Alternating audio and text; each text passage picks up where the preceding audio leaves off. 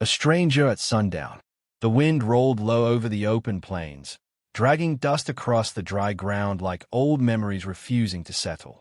Thomas Granger stood on the edge of his porch, boots planted in the dirt like roots grown from grief. The late afternoon sun bled gold through the cloud cover, but the light offered no warmth. His ranch stretched wide and lonely, its fences barely holding back the silence that had taken over since Rebecca died. 3 years, and the quiet still pressed in like a second skin. He lifted his canteen to his lips, pausing mid-drink. Movement. Far down the dirt road, a shadow weaving unsteadily through the haze. He narrowed his eyes. 2 figures emerged, small against the horizon. A woman, heavily pregnant, shoulders hunched under the weight of exhaustion. Beside her, a young girl trudged with silent determination, dark braids bouncing against her back. Thomas felt something stir in his chest. Caution, maybe, or something deeper, long buried.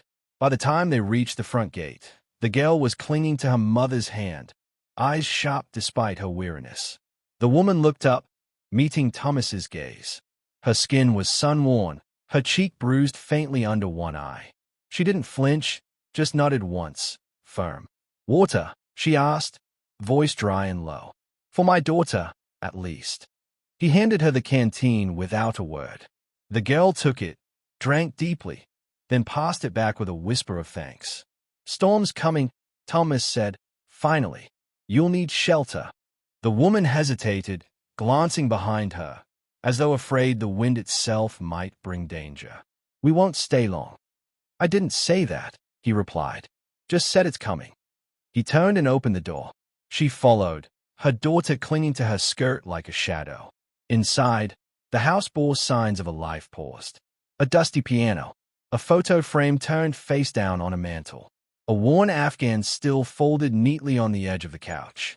Thomas lit a lamp, motioning them to sit. The girl, small, sharp-eyed, settled in the corner, clutching a ragged cloth doll. "I'm Thomas Granger," he said, pouring water into tin cups. "You?" "Lena Yazzie," the woman replied. "My daughter's name is Sage." He watched her as she drank, hands shaking just slightly. Her clothing was frayed but clean, her boots caked in dry mud. She looked like someone who'd been running, far, and for too long. "Where are you headed?" "Somewhere safer," Lena said after a beat. "We've come from the south." He nodded but didn't press. People running didn't always want their stories told. Later, while Sage slept curled near the hearth, Lena sat in the glow of the fire, her hands resting protectively on her swollen belly. Thomas worked silently at the table, pretending not to notice the way her eyes scanned every window, every door, calculating exits. She wasn't just weary. She was watching for something, or someone. "You expecting soon?" he asked quietly. 3 weeks, maybe less. He nodded, but questions circled. What kind of woman walked that distance, pregnant and with a child, unless the alternative was Weiss? Lena must have felt the question in the silence. "It's better if you don't know too much." Thomas looked up, met her eyes. "Maybe, but if trouble's following you, I've got a right to know whether I'm letting it into my house." She didn't blink. "It won't find us tonight." The fire cracked between them. Outside, thunder rumbled low. "Stay in the spare room," he said finally. "You can rest. Move on in the morning if you want." Lena stared at him for a long moment, then nodded. "Thank you." He showed her the room, left the lamp burning low. Alone again, Thomas stepped outside. The sun had vanished, and storm clouds crept in across the sky like bruises spreading. He leaned against the porch rail, listening to the wind rise through the cottonwoods. Somewhere behind him, a woman carrying pain and secrets was lying in the bed Rebecca once used for guests. He should have turned them away. He didn't even know her real story. But Sage's eyes, the way they had searched his face, reminded him of something, or someone. The past didn't loosen its grip easily. But maybe, just maybe, it could be softened. Behind him, the wooden floor creaked softly. He turned, but there was no one there, just the scent of firewood, and the sound of rain beginning to fall. The quiet between us. The storm passed in the night, leaving behind a stillness that seeped into every board of the old house. Morning light filtered through lace curtains as Thomas stood at the stove, watching coffee drip into the pot. He heard soft footsteps behind him, bare feet on hardwood. Lena entered the kitchen, her long dark hair still damp from washing, braided down her back. Her eyes were alert, but her shoulders no longer hunched in defense. Sage followed quietly, her small hand wrapped around the handle of a tin mug. "I can cook," Lena offered, voice tentative. Thomas shook his head. "Already done." He gestured toward the table. "You both sit." They ate in silence. Eggs, bread, beans. Sage devoured everything with the silent urgency of a child unused to full meals. Lena thanked him with a nod but kept her gaze low, wary. Thomas watched them both, studying Lena more closely now. She moved with practiced efficiency, protecting her daughter with every small motion, placing herself between the child and the door, checking each window with a sidelong glance. She was used to Faye. He cleared his throat. "You mentioned going north." Lena nodded. "Past the river. There's a small Navajo settlement beyond the bluffs. Someone I trust might be there." "Might be." "I've got no promises left," she said softly. Thomas paused, setting down his fork. "Is someone after you?" A beat of silence passed. Then she said, "Yes." Her voice didn't tremble, but her hands did. Thomas didn't push. Not yet. But the answer rooted itself in his chest like a stone. Later, while Sage played with the chickens outside, Lena joined him by the fence. The sun cast long shadows across the ranch as she watched the girl chase after a runaway feather with a rare smile. "She deserves more than this life," Lena said quietly. Thomas nodded. "Most kids do." "She's already seen too much," she continued. "More than I ever wanted her to." "Is her father the one you're running from?" Lena turned her face away. "He was never a father. Not in any way that mattered." Her fingers grazed the old wood rail. "Clint Mallory. He wasn't always cruel. At first, he was just dangerous. That kind of charm that makes you feel special when you've got nothing. But I wasn't the only woman. And I wasn't the last he hurt." Thomas's jaw tightened. "Is the baby's father?" Lena hesitated. "I don't know." She said it without shame, but with a quiet resignation. "I left him. Found kindness in a man who didn't belong to me. Clint found out. He beat him near to death. I ran before he came back for more." "You think he's looking for you?" "I know he is." Thomas looked out across the field, then back at her. "Why come here?" "I didn't mean to," she admitted. "I was aiming for any way past the hills. Your place was just, hey." He nodded slowly. "Well, you found the one ranch in 50 miles run by a man who doesn't scare easy." Lena offered the faintest smile. "That's a Ray kind of man." The moment stretched, too quiet, too long. Thomas turned away, uncomfortable with the warmth rising in his chest. It felt wrong, somehow, to notice how her eyes caught the light, how her voice softened when she spoke of Sage. Rebecca's picture still sat in a drawer upstairs. He hadn't touched it in months, but her memory still haunted the corners of the home. That night, Thomas stood outside her door for a full minute before knocking. He heard movement inside, then the creak of the floorboards. "Everything all right?" he asked. Lena opened the door, a candle flickering behind her. "Yes." He hesitated. "I just wanted to say you and the girl can stay longer. Till it's safe." Her eyes met his. "Safe's not something I believe in anymore." "Then believe in rest," he said. "At least for now." She nodded slowly. "Good night, Thomas." "Good night, Lena." He turned, but her voice stopped him. "You ever loved someone who betrayed you?" she asked suddenly. Thomas didn't answer for a long moment. Then, without turning back, he said, "Yes, I still do." She closed the door gently. In the stillness of his room, Thomas sat on the edge of the bed, staring at the drawer he hadn't opened in over a year. He didn't need to see Rebecca's picture to feel her judgment, or his own guilt. But something about Lena's voice, that question, scratched a wound he thought had long since scarred over. He lay down and listened to the wind slide past the windows. But sleep didn't come easily. Out on the ridge, hidden by the night, a lone rider watched the ranch house lights flicker out, smiling beneath a crooked scar.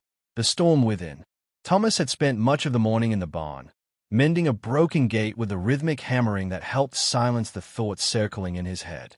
The air was heavy with tension, thick like the sky before lightning.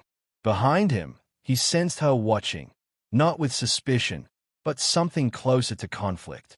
Lena stood near the entrance, her arms wrapped around her belly as if shielding the child from something unseen.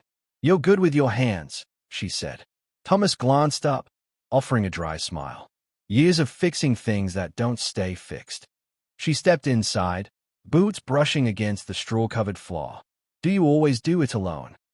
"Wasn't always alone," he replied, eyes on the nail he was driving. "But alone's easier than wondering if someone's going to leave." Lena didn't answer, but her silence filled the barn like smoke. He set the hammer down and turned to her. "Why are you really here, Lena?" Her jaw clenched. "I told you. You told me enough to keep me quiet. But you haven't told me the truth." Her hands tensed over her stomach. "And what if the truth gets you killed?" "I've already been through the worst," Thomas said evenly. "Try me." She sat on an overturned crate, exhaling slowly. "Clint's not just an ex. He's a killer, a gang leader with lawmen in his pocket and blood on his hands. I was with him because I didn't know better, and stayed because I was scared." Thomas folded his arms. "And the baby?" "It's not his," she said. "Might have been, but there was someone else, someone gentle, someone who didn't belong to that world. He died because Clint found out."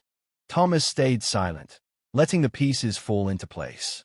"You were with both of them," he said finally. She looked up sharply. "Do you judge me for that?" "No," he said, "but I need to know who might come through my door with a gun in his hand." Lena's voice dropped to a whisper. "He's close. I can feel it. Clint won't stop until he's sure I'm buried." Outside, the wind picked up, and Thomas felt the weight of the barn walls closing in. "So you came here, hoping to disappear?" "I came here because I had no one left. And somehow you opened your door." The words hung there, fragile. Before he could respond, Sage's voice cut through the air from outside the barn. "Mama, someone's coming." Thomas and Lena both ran for the door. A man on horseback stood at the edge of the yard, dust trailing behind him. He wore a black coat, hat pulled low, and a pistol holstered in plain sight. His smile was slow, knowing. Well, look what the wind dragged out of the canyons," he called. Lena froze. "It's him," she whispered. "Clint." Thomas stepped forward, shotgun in hand. "This is private land. You've got no business here." Clint dismounted slowly, never taking his eyes off Lena. Now, no need for that tone. Just came to fetch what's mine." "She's not yours," Thomas snapped. Clint laughed, low and cruel. "Ain't she, though? I raised her up, fed her, taught her where she belonged. She doesn't belong to anyone." Clint's gaze flicked to Lena's stomach. "You sure about that? That child in her belly might say otherwise." Lena took a shaky step back. "Leave, Clint. Please." "Not without what's mine," he growled. "And if I've got to burn this place down to get it, I will." Thomas raised the shotgun. "You're not taking anything today. Not the woman. Not the girl. Not the child." Clint's smile vanished. "Then you've made yourself a part of it." He turned back to his horse, calm as ever. "You've got until nightfall. After that, I stop knocking." As he rode off, the tension remained. Lena collapsed against the fence, shaking. Thomas knelt beside her. "We'll get through this." She looked at him, eyes wide. "You don't understand. Clint isn't alone. He'll come with others. He'll bring fire and bullets and won't stop until we're ash." Thomas's jaw set. "Then we fight. I've lost one family. I won't lose another." For a moment, neither spoke. Only the wind answered. Lena whispered, "You'd risk everything. For me. For you. For Sage. For the baby. You brought life back into a place that had forgotten how to feel." Her hand found his. Their fingers touched, tender, uncertain, real. But the moment was brief. Far off in the distance, smoke rose beyond the trees. The war had already begun. What remains after fire? Night fell like a curtain pulled too quickly. The ranch, once quiet and remote, now pulsed with the tension of coming violence. Thomas moved swiftly, securing the house with practiced hands, boarding windows, loading shells into the shotgun, checking the rifle twice. Every movement felt borrowed from a version of himself long buried, a man who thought he'd left behind the need to defend anything but memories. Lena sat on the floor, whispering calming words to Sage, who clung to her side with wide, terrified eyes. The girl had seen too much already. She shouldn't have had to see more. Thomas knelt beside them. Go to the cellar. Stay there. No matter what happens up here, you don't come out until I say. Lena grabbed his arm. You can't do this alone. I'm not letting him touch you. Or that child. Or her, he said, his voice low, trembling with controlled rage. Lena hesitated, then reached up and pressed something into his hand, a small silver pendant, shaped like a hawk. My brother wore this. He died fighting Clint. It's not magic, but he never ran. Thomas nodded once, closing his fingers around it. Then he was gone, stepping out into the darkness. They came just after midnight. Horses first, hooves pounding the dry ground like thunder. Then voices, cruel and laughing, cutting through the wind. Clint's gang, 5 strong, armed and confident. Thomas stood at the front of the house, rifle at his shoulder. He didn't shout warnings. He didn't bluff. The first man to cross the fence dropped before he reached the barn. The second fired wildly into the night, but his aim was loose. Thomas waited, focused, until the man moved again, then dropped him with a single shot. Then Clint appeared, stepping through the smoke, dragging Lena's name through his teeth like a curse. Come out, Granger, he yelled. You want to die for her? For a woman who doesn't even know who her baby's father is. Thomas emerged from behind the water trough, rifle raised. She knows what kind of man won't hurt a woman to feel powerful. Clint snarled. You think you're better than me? I think I've made peace with the ghosts in my home, Thomas said. You're still chasing yours. A shot rang out. Thomas dropped behind cover, the bullet grazing his arm.